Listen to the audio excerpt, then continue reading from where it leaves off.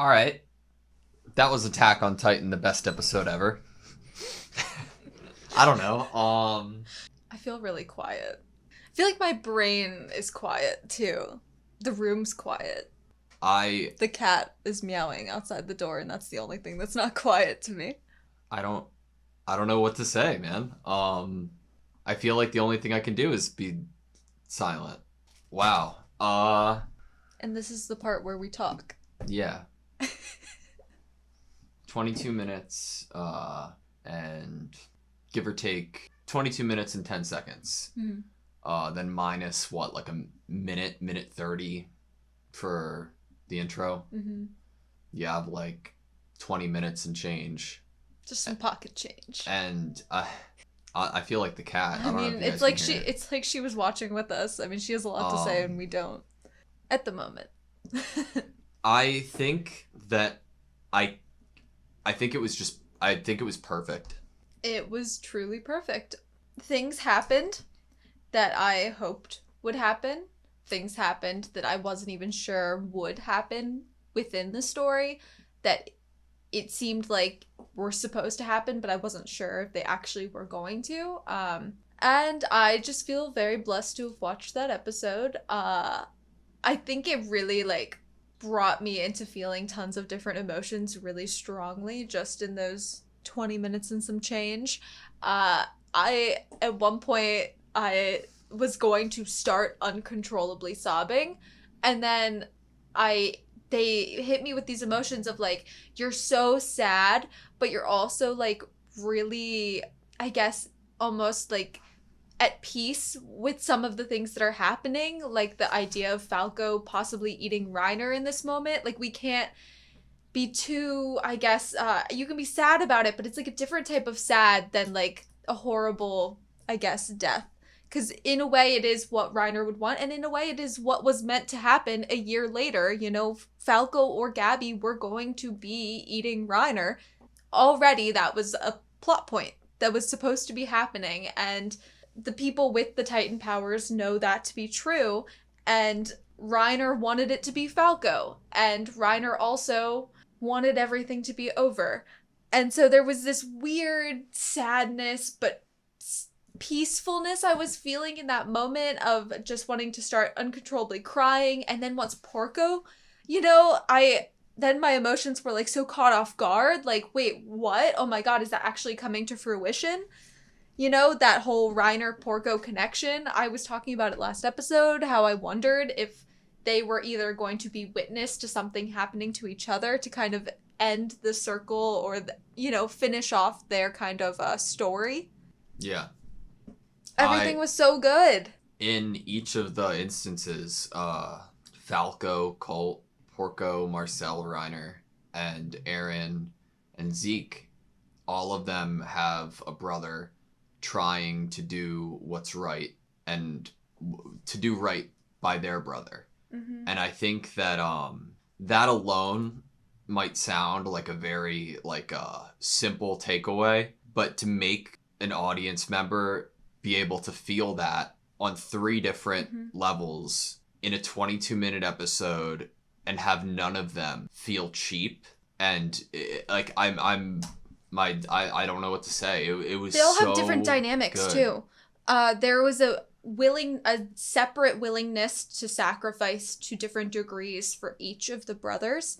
I feel they all, the older brothers specifically, each were willing to do or try to do a certain thing, a certain level to save by the younger brother. But in Zeke's case, I would say not as valiant as Colt's, hugging his brother, knowing that he's going to die as his brother turns into a Titan, saying, kill all of us, just let my brother run away.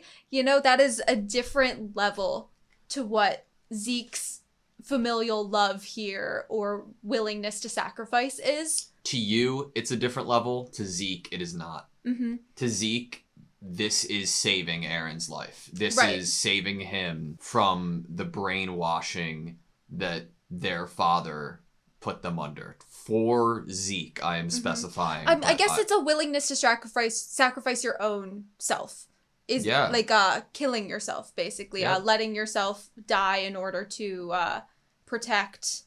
I'll take your burdens, you know. Or I'll do. But you're right. I mean, thought Zeke about how I wants to phrased build it the first time in the sense of to do right by their brother, because I think that might encompass all three. Yeah, I was just trying to talk about if there were different kind of levels of how much of a personal sacrifice you're willing to make in order to protect your brother. I have a lot to say about a lot of different things in this episode. Want to take it from the start? Sure. Want to take it from the beginning? Sorry if I seem low in mood. I just don't know what to say. I'm just taken aback. I'm a little speechless. Me too. Okay. Title card. Two brothers. Already. Boom. Done.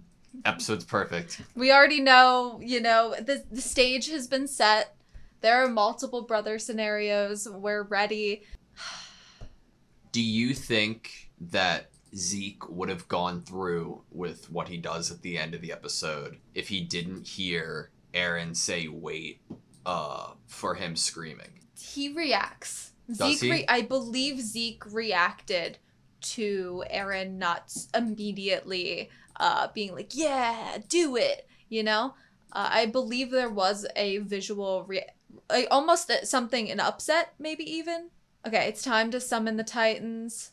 He starts, Eren's like, wait, Reiner reacts. And Zeke has then Zeke pauses. Like the look in Zeke's eyes, which I believe are Zeke's eyes at least, after the Reiner. So we see look. Reiner. And then Reiner this is I Zeke. believe that is Zeke because the hair is closer to the eyes. And I'm not suggesting that this is the case. I would totally believe that Zeke would have done it either way. But I wonder if this, made him lean one way or the other to see Eren's hesitation here and at least maybe to have him wonder why, It's like a first test almost. But maybe at this point Zeke thought that Eren was totally on his side. Or maybe when he dropped the ball. Or maybe when he dropped the ball. When I said that out loud, I was like, oh, that is so funny. Mm-hmm. I totally want to talk about the baseball and what it, symbolizes for the show when we get there. But here, Eren did say, wait, not yet. But why would he say that, other than is he not completely on the same page as Zeke? It's Eren showing his hand a little bit. Out of, I guess, necessity, but at the end of the day, it didn't change anything. Mm-hmm. So, why did Eren want him to wait? Because he didn't want... This isn't the route that he wanted to go down. He obviously... But he seemed to want to go there to the paths.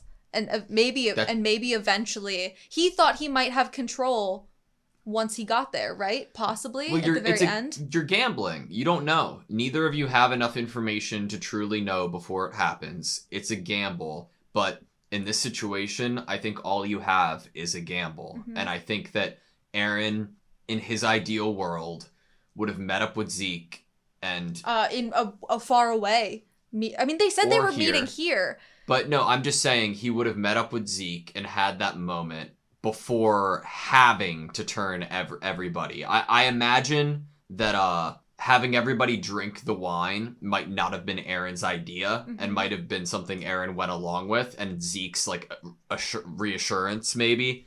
Almost like I have to keep, at this point, Eren kind of has to be on my side because I hold this giant playing card of people he might want to survive. Part of me wonders if Eren could somehow, using the, I don't know, if Eren could tell just by seeing Armin and Mikasa when they met at the table that they, he was doing that to see if they had drank the wine yet. Yeah, did he sit down with them and have a conversation with them in order to find that out? I don't know. That'd be interesting. Yeah, but I imagine that, Eren, of course, didn't want to risk all of these people or have all of these people turn into Titans, and he ideally didn't think that it would come to actually using it to get that. Mm-hmm.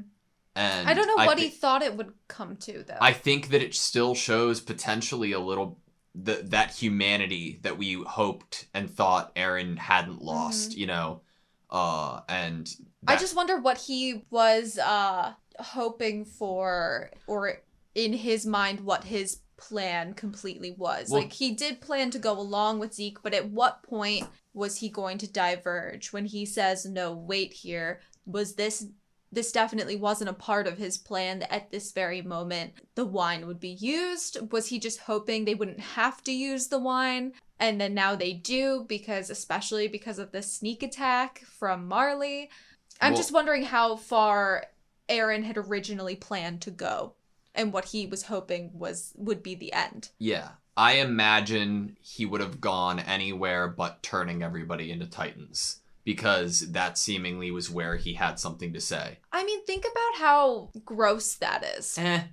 What? Maybe he would have done it, but he might have at least tried to convince Zeke first otherwise, like he did. I'm trying to just still understand what the intention behind him saying wait was fully, because he might have, even at the end of the day, ended up going through with it after like a first attempt at wait, just to not give himself fully away, but I don't think that we would truly know that. This was truly a knee-jerk response. You know, he's really been playing it cool with Zeke. He's obviously been playing Zeke, and then at the end, Zeke kind of plays him at the same time. They don't truly actually trust each other, and they're not really on the same page. And this was a knee-jerk, like, oh my god, no, not yet. I didn't actually want this, maybe response, or maybe he thought they wouldn't actually have to use it. I don't know. I really would like to know, and maybe we'll find out what Eren, his plan A, B, C was in how he viewed how this was going to turn out. How did he react to hearing about the wine specifically? If we think about the wine, like, I don't know why, I don't think I talked about how, like, I don't normally curse a lot, but I'm gonna say, like, how fucked up the wine is. I hope my mom's not watching. Yeah. That's the whole scenario of, I just remember back to when we first found out that these Titans that we hated, that we were scared of, that we were killing, were all people that had been discarded, punished by being turned into these things without bodily autonomy, basically, without free will, that are just killing machines. Like, truly the actual brainwashed of anyone, maybe, is the people that don't even have control over what happens to them after they turn into a Titan. It's so sad, and it's so fucked up that an Eldian would be willing to do this to their own people, and use them in this way. Like, I know Marley used people in their war methods, dropping them from the sky. But this is different. This is supposed to be one of the people who wants to basically save the world, save Eldians. In his mind, he has this grandiose, righteous plan of protecting from suffering, and oh, yay, everyone should praise him. But it's just so messed up that he specifically, maybe that's why he chose wine to put the spinal fluid in, because he wants to protect kids so bad. He thought, there's no way a kid's gonna be drinking wine. Well, I think that Zeke, I think that it surpasses the level. I think Zeke has already gone through the stage of self-review. I don't know what to call it. He's past the point of no return, maybe? No, Zeke has already consciously made the decision that his feelings are irrelevant, and that there is only one way, and only one true way to save the world. And if that means he has to bear the guilt, the weight, or whatever it takes, Zeke will bear that load in order to do what's better for humanity, and in order to save the world. Right. And Zeke fully believes that. And in his own mind, like, he is the person, it's too far gone in that, right? Does it make you feel kind of, I guess, I don't know how to say it, gross, when he's saying to Eren, like, our vile father brainwashed you, but then he's saying that this was, like, him and Mr. Casaver's plan, and he's willing to basically do all these horrific things for what he views as the only one way. It also seems very, like, tunnel vision, there's, you're being forced into doing something, even though it was his idea and with his father that he chose. It's just so... I don't know. I feel grimy about it. What I, breaking a little bit of a fourth wall here, because typically I'm all, and I am all about and will continue to be about trying to understand these fictional characters in a show and trying to remove myself from the situation as much as I possibly can. Personally, fuck yeah, it's fucked up and slimy, and this is an awful thing to do. But, period, that's my take. But if that isn't obvious and clear, who's gonna be on board with a euthanized, that's fucking evil, right? But in trying to understand the characters and trying to understand the world, I think the mangaka is trying very hard, and I think that it's showing in a decent way that it's fucking vile and awful, but there could be an argument to be made that Zeke is a victim himself, and the trauma that he has gone through has led him to this position and led him to believe this. And it's vile and disgusting, sure, but he's a lot of people in real history and in fake stories cover up their vile acts and intentions with good motive to get the worst possible outcome for other people and do the most damage to other people in society. There are a lot of obvious historical connections you can make there. But what I believe, and I could 100% be wrong, what I believe the story is trying to convey to me is that Zeke is not putting up a front of a fake righteousness in order to do this thing. He truly believes this is the betterment of other people. And I'm not trying to compare shit. I'm just saying that one is different than another. Both are fucked up and awful, but I think Zeke, if I had to put him on one end or the either, right? One side of the line or the either, I think that Zeke truly believes this is the right way to go about things, and he'll do whatever it takes.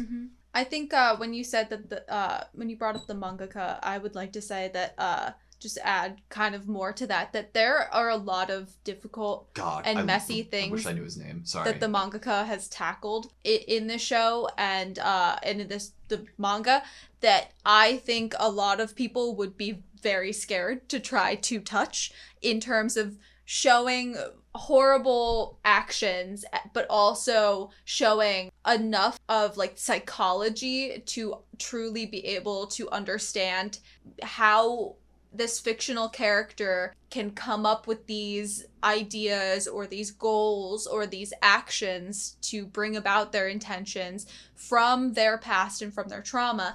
And also, I think one of the things that has been done really well is the different traumas of all of the different characters, and they all respond to it in ways that are very personal to them.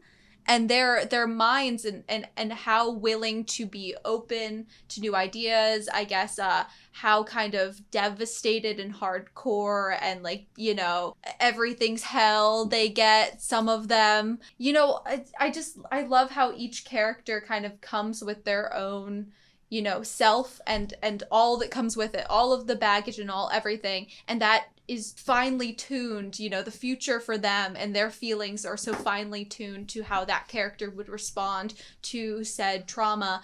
And you shouldn't really compare all of the trauma. Yeah.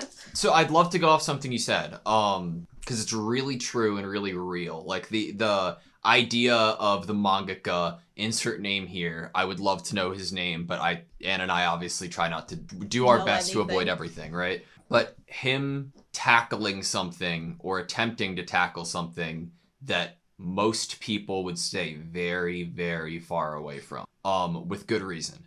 And I want to talk about that for a second, because if the mangaka, this is going to sound so stupid, and sorry ahead of time, but if the mangaka is going to put forth the amount of effort they did to tell a very, very amazing, compelling, real story and try to tackle a subject matter as serious as that, I'm at least going to put in a little effort to try to address the situation, and that's what I'm trying to do right here.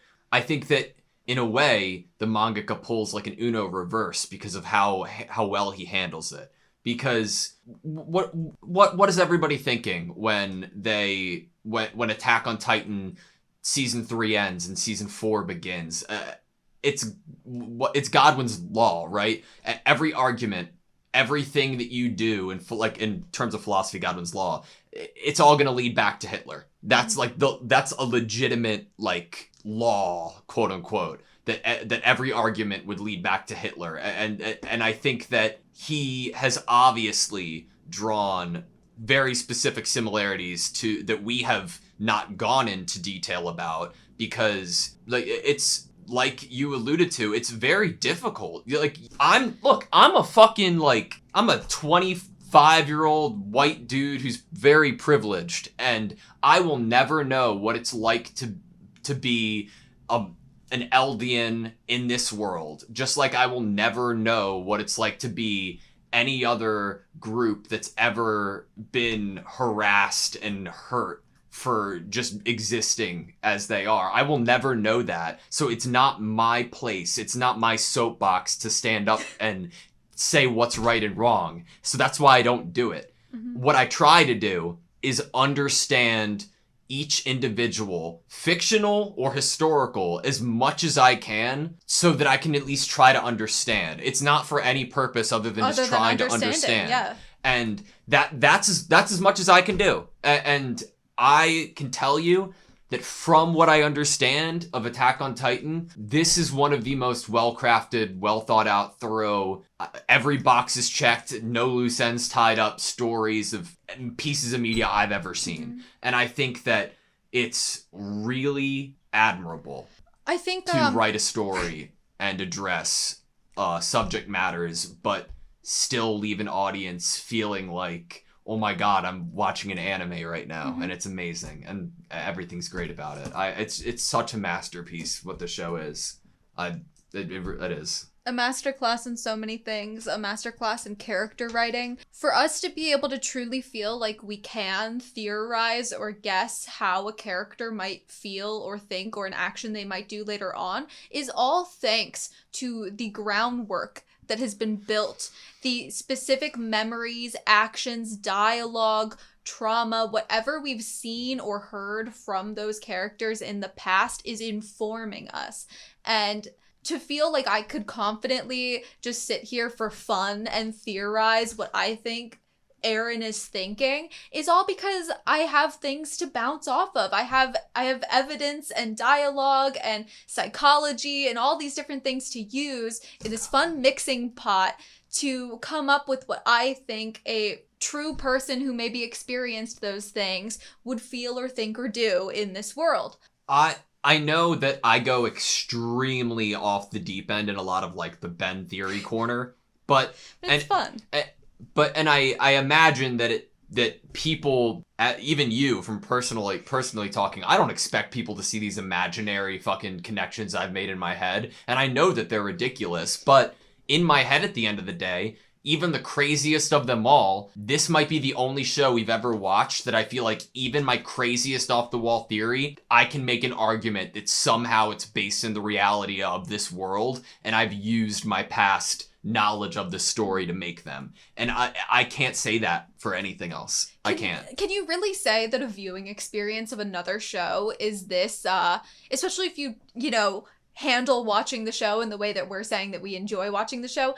It's like playing a really awesome game. It's a puzzle. You're thinking, there's characters, there's all these things, and it's really an immersive experience that you are also I feel like the viewers can be, if you want it to be, very involved in the experience of watching this show. It's so fun to get involved in the show, and I don't really think I've seen a show that I ever either wanted to get so involved in or ever felt like there was enough material or reason to get so heavily involved. The closest I can think of is A Song of Ice and Fire, and I've read that a bit, and I've watched Game of Thrones, and Game of Thrones doesn't touch Attack on Titan in the way that it handles so many characters and themes. A Song of Ice and Fire is completely different because that's written media and just text, so it's very hard to compare. I haven't read the manga of Attack on Titan, obviously, but that's the closest I could get. I thankfully, like, for reaction series, like, reaction YouTubers, haven't seen or watched a lot of things, you know? But in the limited things that I have watched, this stands alone. You can't... Okay, it stands alone. In anime, you can make an argument for which anime has the best animated moments, which animation has the best score, emotional moments, sad moments, depressing moments. Sure, you can't, like, the thing that's special about Attack on Titan, I have never seen anything else that has the same type of special. And I can say that I've seen most other anime or TV shows in general. I can compare, oh, this one shares a special thing with this one, you know, the feeling that you get, you know? They could be in the same category or a genre you came up with. I can't with this story. I personally, and you know this, and I've said it before, I don't choose media that makes me think in my personal time. I normally have shied away from shows that would make me feel anything, because that just wasn't what I was looking for in media consumption. If I was looking for feeling something, it was just very happy, soft feelings, and not thinking. I don't have to think. It's all just, my eyes, my brain's just taking it in and not doing more than that, really. Not more work than that. And this show made me want to start trying to actually think more about the things that I'm watching in a way that is appreciative of the creator of those things. I always say, like, I always look at a painting and I give it the time and thought that I believe it is deserved by the amount of work and thought that went into creating it. I think that's because you paint. And that's because I paint. But I always shied away from giving that same love and attention to anime or shows, which really, when I think about it in the way that I think about Attack on Titan, I'm like, wow, people like really kind of put and bear their souls in the things that they create, and they try really hard. I mean, some people probably don't try hard, and maybe that's a testament to how good their thing is or whatever, but this is really good, and there's a lot of thought that goes into it, and there's a lot that I feel it justifiably that I need to appreciate it, and I need it to sink in, and I need to try my due diligence, try my best to understand it and take it all in, experience it. Yeah, and a lot of times it's a challenge, especially right after we watch it. We've toyed around and tried the idea of like, okay, let's take like a night and try to digest what we just talked about and then discuss it. But I think the most fun reactions and like what we tend to do is always like immediately the second after, like, all right, back to the discussion. Okay, that was episode.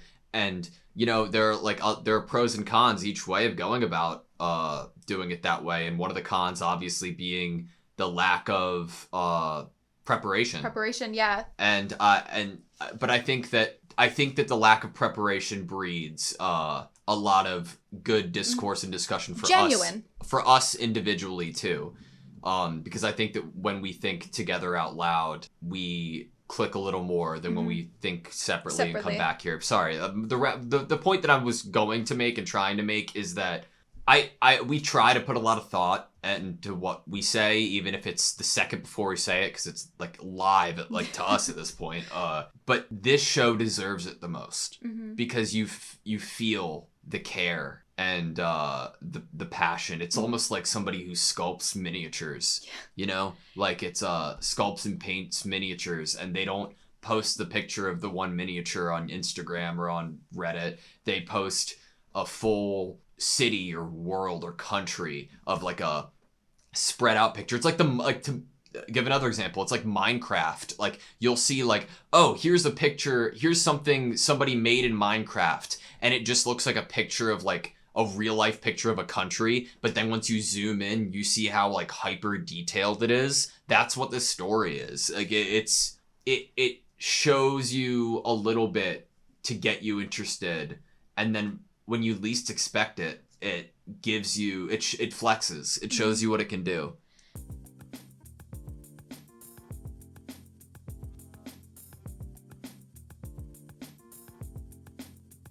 When you least expect it, it gives you, it flexes. When you least expect it, it gives you, it flexes.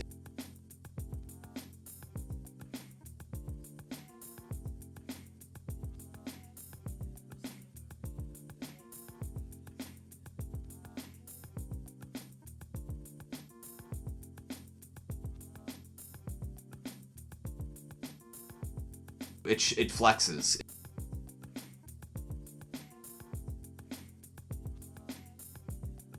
It flexes.